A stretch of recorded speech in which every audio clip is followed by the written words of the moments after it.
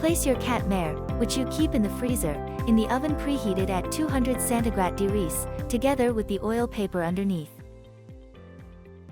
We bake our Katmer for 10 minutes in the oven heated at 200 degrees Celsius. If you wish, you can cook your Katmer in a heated pan. At the end of 10 minutes, you can take our cooked Katmer to the place where you will serve it upside down and slice it as you wish. After adding pistachio on top of your sliced Katmer, you can make a presentation. Enjoy your meal.